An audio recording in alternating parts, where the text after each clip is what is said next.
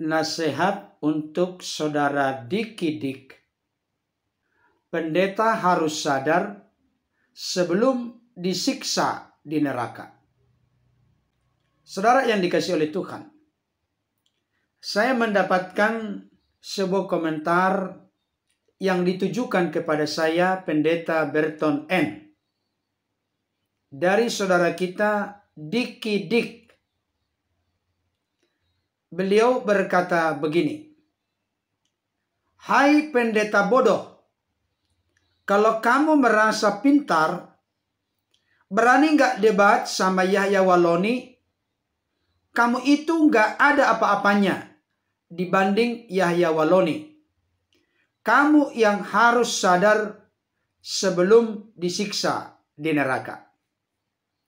Komentar dari saudara kita Diki-Dik ini dituliskan di salah satu video yang sudah saya buat yang berjudul Yesus Makan Ikan Goreng.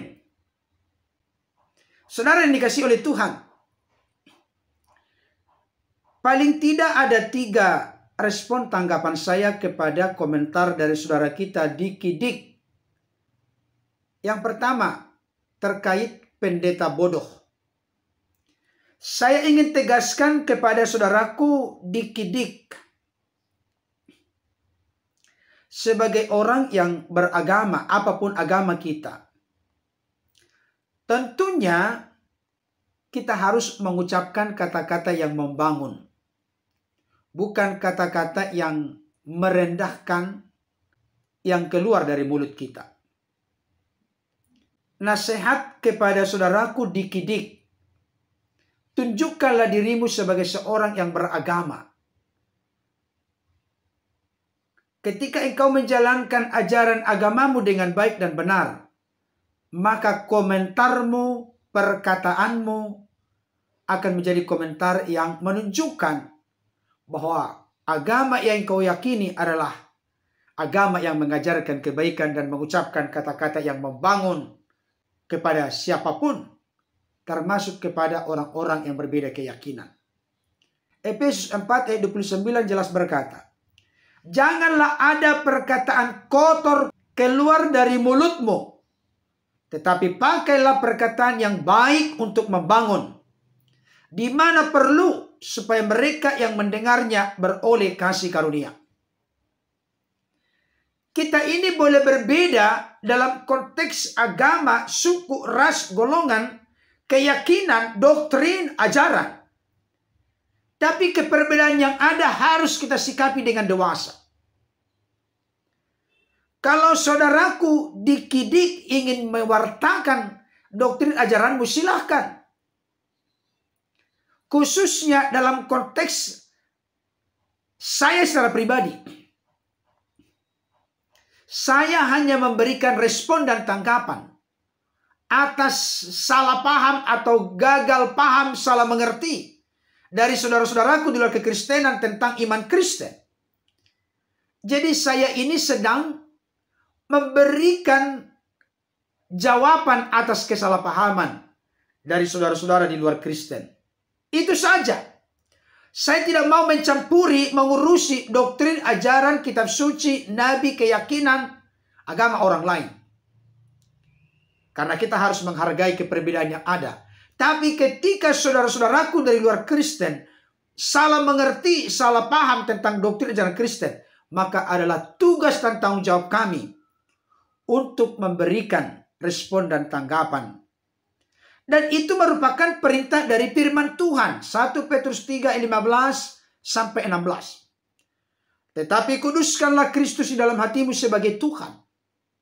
Dan siap sedialah pada segala waktu untuk memberi pertanggungan jawab kepada tiap-tiap orang yang meminta pertanggungan jawab dari kamu tentang pengharapan yang ada padamu. Tetapi haruslah dengan lemah lembut dan hormat, dan dengan hati nurani yang murni, supaya mereka yang memfitnah kamu karena hidupmu yang saleh dalam Kristus menjadi malu karena fitnahan mereka itu." Jadi adalah panggilan, tugas, tanggung jawab kami orang-orang Kristen memberikan pros apologian, pembelaan iman, jawaban iman ketika keimanan kami, doktrin ajaran kepercayaan kami disalah mengerti dan disalahpahami oleh orang-orang di luar Kristen. Hanya sebatas itu. Tapi komentar-komentar yang dituliskan model saudara kita Diki Dik ini sangat emosional dan sangat disayangkan. Komentarmu adalah cerminan dari keyakinanmu. Itu nasihat yang pertama. Nasihat yang kedua adalah beliau berkata begini, kalau merasa pintar silakan debat sama Yahya Waloni. Kamu tidak ada apa-apanya dibanding dengan Yahya Waloni. Saya mau tegaskan tanpa mengurangi rasa hormat saya kepada Ustadz Yahya Waloni. Bukan orang-orang Kristen tidak berani berdebat dengan beliau. Saya mau tunjukkan dan sampaikan kepadamu, saudara Diki Dik, berulang-ulang Pendeta Ezra Soru menantang debat Yahya Waloni. Tetapi banyak sekali alasan yang dibuat oleh Yahya Waloni sehingga tidak jadi berdebat. Pendeta-pendeta Kristen, orang-orang Kristen, terlebih para teolog dan apologet Kristen khususnya, tidak ada yang takut berdebat, tidak ada yang tidak berani berdebat dengan Yahya Waloni. Saya mau kasih tahu, mohon maaf, tanpa mengurangi rasa hormat saya kepada Yahya Waloni. Pengertian pemahaman beliau yang dijabarkan selama ini terkait doktrin ajaran Kristen sangat miskin dangkal. Bukan seperti yang dimengerti dan dipahami oleh orang-orang Kristen.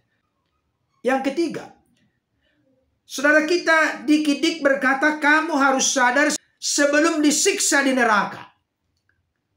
Saya mau kasih tahu, orang-orang Kristen yang benar-benar orang Kristen sejati tidak pernah seujung rambut pun memiliki keraguan terkait dengan kepastian keselamatan. Yohanes 10 ayat 28 jelas berkata, Yesus memberikan hidup yang kekal kepada siapapun yang menjadi pengikutnya, dan mereka pasti tidak akan binasa selama-lamanya. Yohanes 14 ayat 6 sudah jelas berkata, Akulah jalan kebenaran dan hidup, tidak ada seorang pun yang sampai kepada Bapa kalau tidak melalui aku. Diteguhkan dan semakin dikokohkan dengan isi dari Kisah Para Rasul 4 ayat 12. Dan keselamatan tidak ada di dalam siapapun juga selain di dalam Dia. Sebab di bawah kolong langit ini tidak ada nama lain yang diberikan kepada manusia yang olehnya kita dapat diselamatkan. Tidak ada nama lain, no other name, yang olehnya manusia dapat diselamatkan, memperoleh hidup yang kekal, memperoleh penebusan, pembenaran, pendamaian dengan Bapa yang kudus, selain di dalam Yesus. Dunia bisa berkata banyak jalan ke Roma, tapi jalan ke sorga hanya satu, yaitu Yesus Kristus Tuhan dan Juru Selamat. Jadi kami orang-orang yang sungguh-sungguh percaya menerima Yesus sebagai Tuhan Juru Selamat tidak akan pernah mengalami siksaan di neraka, tapi mengalami damai, sukacita, kebahagiaan yang sempurna, hidup bersama dengan Kristus selama-lamanya di sorga yang mulia.